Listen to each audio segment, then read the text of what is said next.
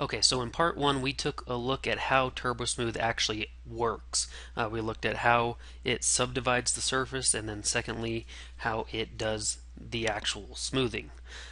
In this part, we're going to look at exactly why we would want to use Turbosmooth and how it's important to control the edges using Turbosmooth in order to add that lifelike feel to all of your models. So if we take these two boxes, for example, we'll look at the one here on the left first. This is just a generic box that we drew inside of 3ds Max, and it's got 6 sides, no real geometry running through the middle of it, but it's going to serve a very important example and something that we're going to use as contrast. So the first thing we want to notice about this is, since there is no smoothing going on, it's just a generic box that 3ds Max makes out millions of times each day, is we're going to zoom in as far as we can go on this corner, and that's as far as I can go. And one thing to notice is that this box is infinitely sharp. It is 90 degrees on every single corner edge. Because this is a mathematical calculation inside of a computer, this exists. However, I tell a lot of my students, look around the room. Tell me how many things actually have such a razor sharp edge. Chances are not very much at all.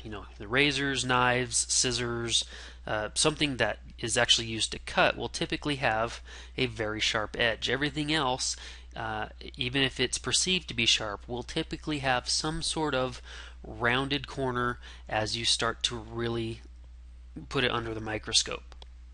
And those rounded corners, they pick up a lot of light coming in. So if we imagine our sun or light source is sitting out here in this quadrant, and it's starting to beam down light, it's going to hit this surface and then bounce off into space. It's going to hit this side and it's going to bounce off into space.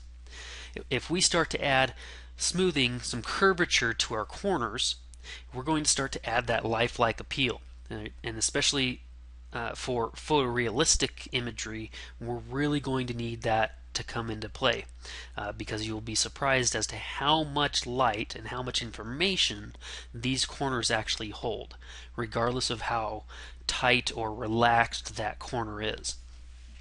So let's come back out here for a second, and let's go over to this box here. Let's push this just a little closer, and I've converted this into an editable poly already, and we're just going to add Turbosmooth. We're going to make this become a box again. So if we go into perspective view, it's obviously kind of crumbled it up. It's no longer its former box self. So let's go into model or editing this. We're just going to go into vertex mode here. And we're going to show end results. So we've got our cage showing our original geometry and the end result mesh inside. And what I'm going to do is I'm just going to start placing loops close to these existing edges already. So I'm going to place one on the left, one on the right.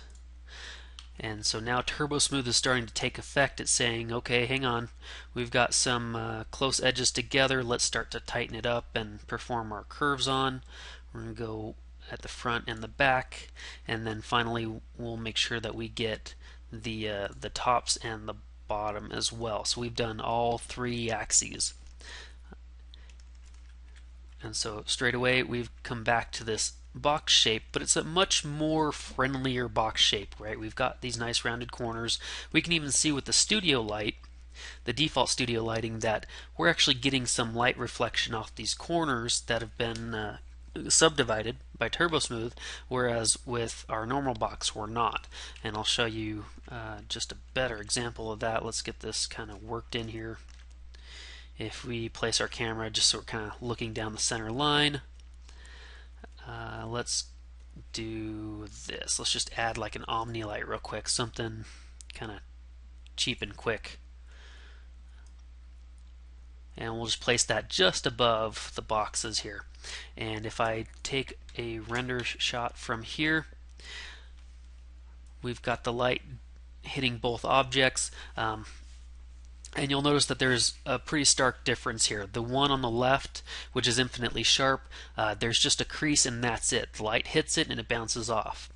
Our turbo smoothed object over here starts to reveal a little bit softer of a corner.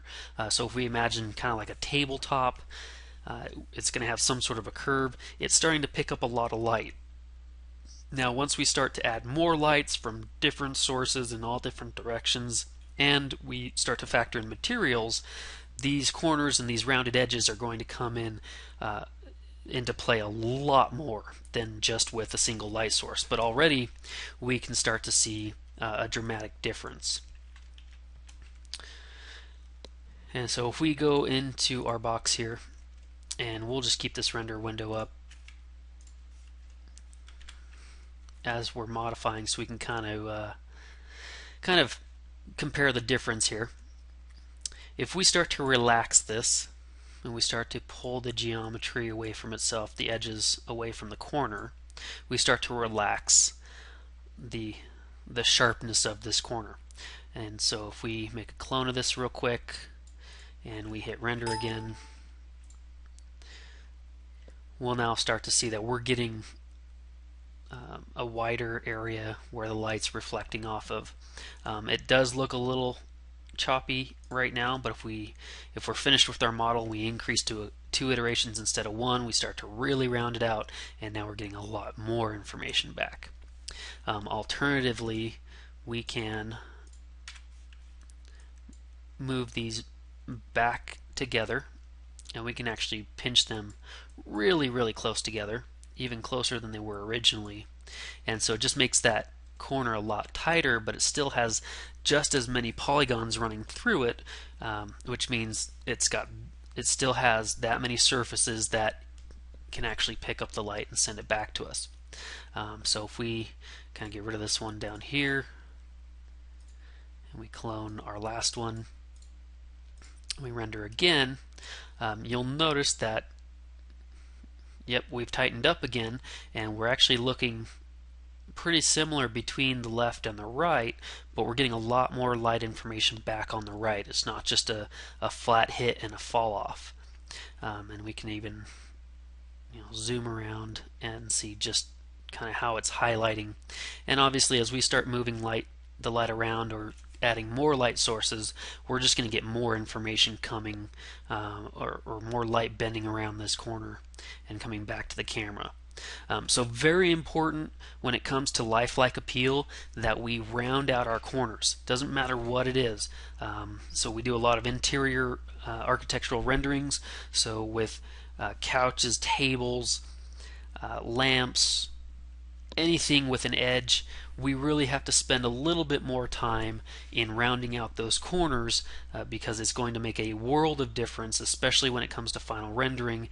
You'll be able to tell which models did you spend time on and which models did you just do a quick and dirty job on just to move on. So very important to spend a few extra minutes just to make sure that we get that little extra detail and little extra quality out of our models, so that when we start to add lights and materials, we know that the lights and materials are going to do their jobs really well because we've put the time and quality into our underlying models.